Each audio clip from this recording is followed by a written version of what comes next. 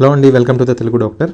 మంచినీళ్ళు తాగడం ఎంత ముఖ్యమండి. ఎందుకంటే చాలామంది మంచినీళ్ళని చాలా తక్కువగా అంచనా వేస్తూ ఉంటారు, కానీ మన శరీరంలో వాటర్ అనేది చాలా ఎక్కువ రోల్ ప్లే చేస్తుందండి. ఫస్ట్ మనం చూసుకుంటే మనం తాగే మంచినీరు మన శరీరంలోని వ్యర్థాలన్నింటినీ తొలగిస్తుందండి. చూడండి, ఏదైనా ఫ్యాక్టరీ తర్వాత బయట నుంచి డ్రైనేజ్లోకి కొన్ని వేస్ట్స్ ఎప్పుడు రిలీజ్ అవుతూ ఉంటుంది. ఈ వేస్ట్స్ ఏంటంటే ఏదైనా సరే మన బాడీలో కానీ లేకపోతే ఏదైనా మ్యానుఫ్యాక్చరింగ్ కానీ ఎక్కడైనా సరే వేస్ట్స్ అనేది రిలీజ్ అవుతూ ఉంటాయి. ఆ రిలీజ్ అయిన వేస్ట్ని ప్రతి ఫ్యాక్టరీ అనేది బయటకి పంపిస్తూ ఉంటుంది. అలానే మన శరీరంలో రోజు ఎన్నో వేస్ట్ మెటీరియల్స్, ఎన్నో పాయిజనస్ కెమికల్స్ రిలీజ్ అవుతూ ఉంటాయి.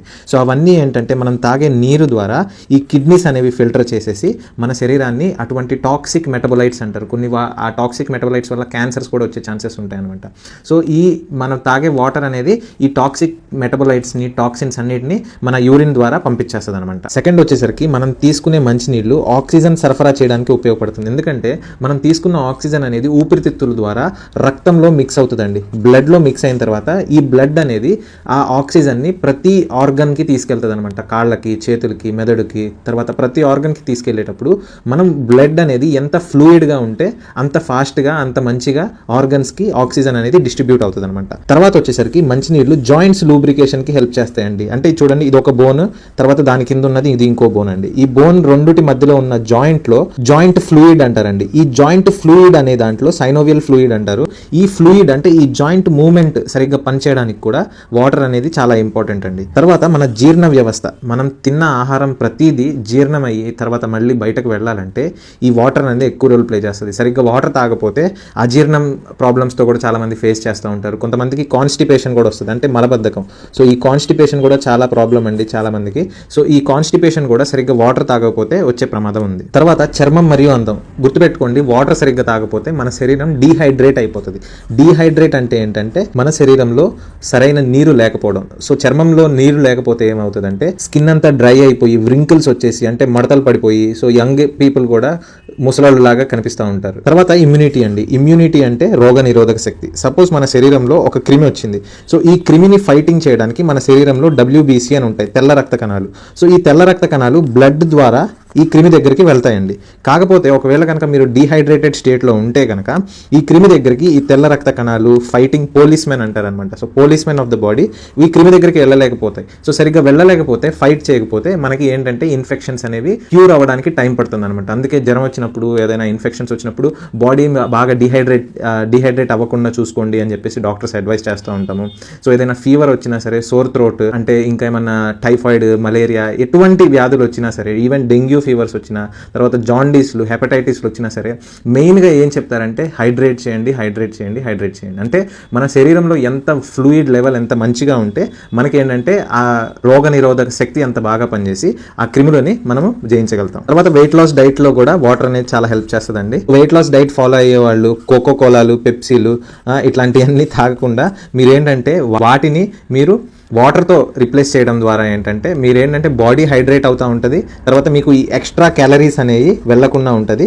దానివల్ల ఏమవుతుందంటే మీకు వెయిట్ లాస్కి కూడా ఇది చాలా హెల్ప్ చేస్తుంది. తర్వాత ఎక్సర్సైజ్ చేసే వాళ్ళల్లో కూడా వాటర్ అనేది, ఎందుకంటే జిమ్కి వెళ్ళే వాళ్ళు, తర్వాత ఇట్లాంటి చిన్న చిన్న ఎక్సర్సైజెస్, యోగా ఇలాంటివి చేసే వాళ్ళకి ఏంటంటే ఎప్పటికప్పుడు హాఫ్ అన్ అవర్కి ఒకసారి ఒక గ్లాస్ ఆఫ్ వాటర్ తాగుతూ ఉంటారనమాట. ఎందుకంటే మనం శరీరానికి పని పెట్టినప్పుడు, చూడండి, ఎక్సర్సైజ్ చేసినప్పుడు, నేను కిడ్నీ గురించి చెప్పేటప్పుడు కూడా చెప్పాను, మన శరీరంలో వేస్ట్ మెటీరియల్స్ ప్రొడ్యూస్ అవుతూ ఉంటాయండి. సో ఈ వేస్ట్ మెటీరియల్స్ అన్ని మనము కిడ్నీ అనేది ఫిల్టర్ చేస్తూ ఉంటుంది అనమాట.